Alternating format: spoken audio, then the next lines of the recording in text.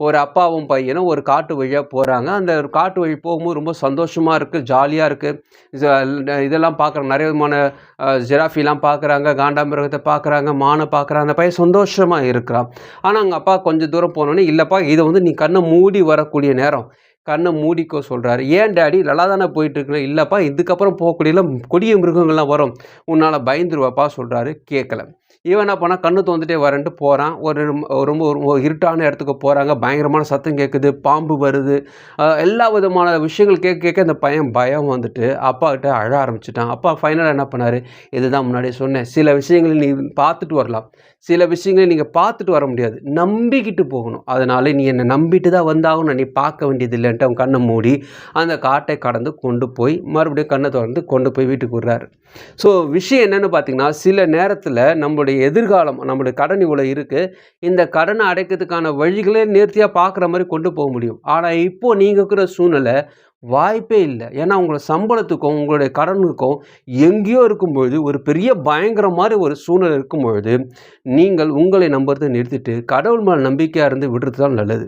So, சில நேரத்தில கண்ண மூடி, எத பத்தியும் யோசிக்காம கடவுள் மேல பாரத்த போட்டு, அவர் நம்மள கொண்டு போவார். அது எதுவா இருந்தாலும் நான் வீடு போய் சேருவேன். நான் இந்த பிரச்சனையிலிருந்து வெளிய வருவேன்னு நம்பிக்கையோட போறது தான் ரொம்ப நல்லது. ஏன்னா, எதிராளியோட திட்டம் என்னவென்றால், இத்தகைய பயத்தை கொண்டு வந்து உங்கள ஸ்டாப் பண்ணணும். இதுக்குள்ளேயே உங்கள சுத்த வைக்கணும். இந்த பிரச்சனையிலேயே நீங்க இருக்கணும்னு தான் அவன் திட்டம். ஸோ, பயம் உங்களுக்கு வந்திருந்துச்சுன்னா, இதுவும் ஒரு அறிகுறி நெனச்சுக்கங்க. அத நீங்க பாசிட்டிவா எடுத்துக்கங்க. ஒரு பயம் வருதா, ஆஹா! நமக்கு ஏதோ பெரிய பெருசா ஒண்ணு காத்துட்ருக்கு. இவன் ட்ரை பண்றான்னு புரிஞ்சுகிட்டு, அமைதியா கடவுள்ட்ட ஒப்பு கொடுத்துட்டு, அமைதியா இருங்க. எத பத்தியும் நீங்க யோசிக்காதீங்க. 3வது அறிகுறி. இந்த அறிகுறி நெறைய பேருகிட்ட இருக்கும். அத நம்ம வேறு விதமா புரிஞ்சுட்ருப்போம். அதாவது படபட வைக்கிறது. பரபரப்பாவே மனசு இருக்கும். அடுத்தது என்ன? அடுத்தது என்ன? அடுத்தது என்னன்னு உங்க மைண்டு ஃப்ரீயாவே இருக்காது. நைட்டும் பகலும் இத பத்தியே யோசிப்பீங்க. ரிலாக்ஸாவே இருக்க முடியாது.